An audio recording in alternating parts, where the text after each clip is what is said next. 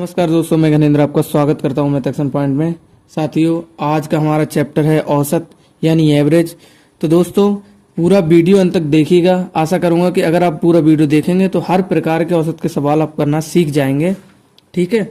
और दोस्तों शुरुआत करते हैं एक बेसिक से सवाल से, जो कि इस प्रकार का आ जाता है। किसी भी कॉम्पिटिटिव एग्जाम के इतिहास को उठा के देख लीजिए, इस प्रकार का सवाल आ जाता है तो हम थोड़ा सा कंफ्यूज हो जाते हैं। देखिए, पहला सवाल दिया है, जुलाई, अगस्त, सितंबर और अक्टूबर में किसी स्थान पर वर्षा क्रमशः 70 सेंटीमीटर, 80 सेंटीमीटर, 50 सेंटीमीटर तथा 90 सेंटीमीटर हुई। उस स्थान पर औसत वर्षा कितनी हुई? ठीक है। तो दोस्तों इसको करने से पहले हम समझ लेते हैं कि औसत आखिर होता क्या है। ठीक है। तो दोस्तों यहाँ पर हम समझ लेते हैं।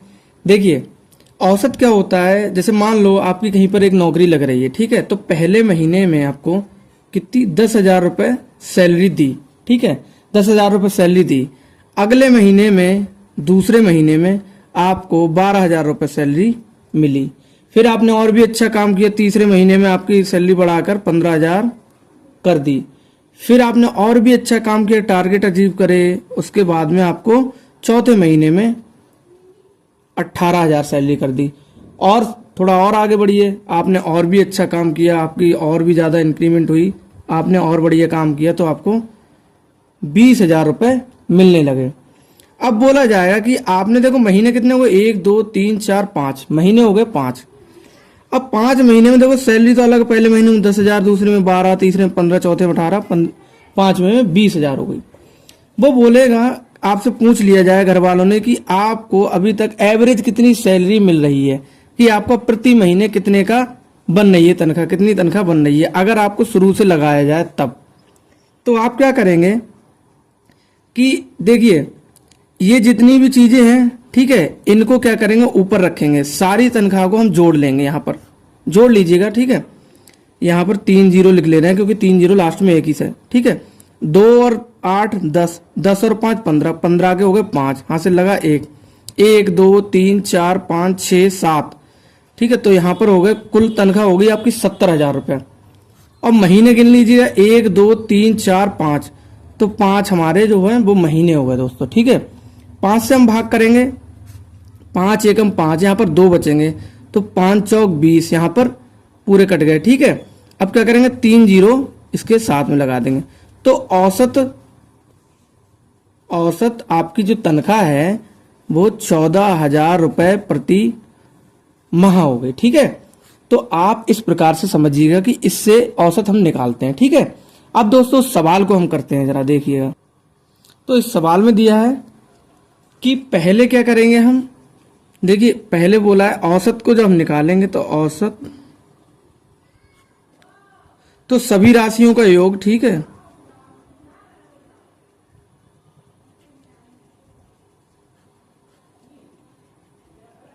सभी राशियों का योग बटे कुल राशियों की संख्या।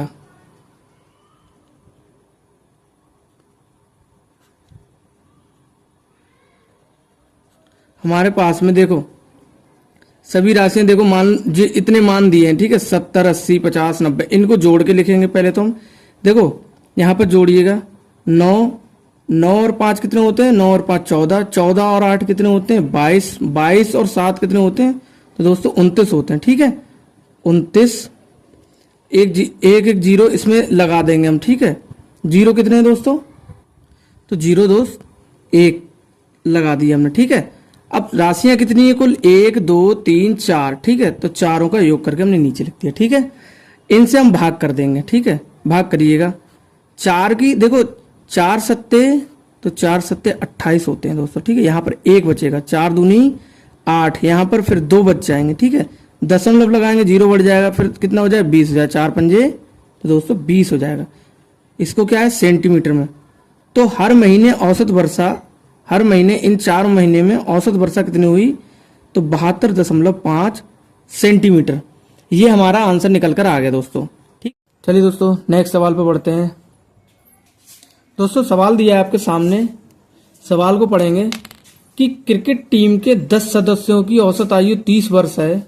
उनके साथ कप्तान को अगर शामिल कर लेने उनके साथ अगर कप्तान को शामिल कर लेने पर औसत आयु 1 वर्ष बढ़ जाती है। कप्तान की आयु क्या होगी दोस्तों। यहाँ पर हमसे कप्तान की आयु पूछी है, तो दोस्तों आप समझिएगा कि 10 सदस्यों की औसत आयु 30 वर्ष है। अगर 10 की गुणा 30 से करेंगे तो कुल आयु निकल कर आ जाएगी, यानी कि 300 वर्ष। ठीक है, अब इसका फॉर्मूला क्या होता है कि औसत बराबर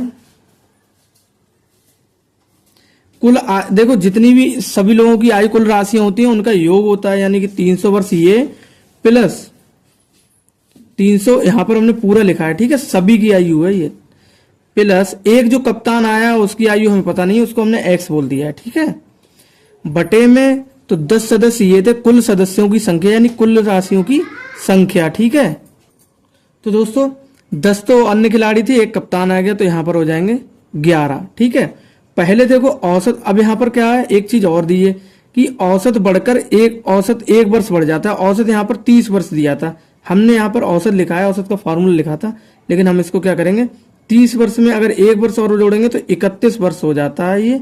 और ये देखो 300 प्लस एक्स अपॉन में 11। ठीक है, इतना हो जाता है।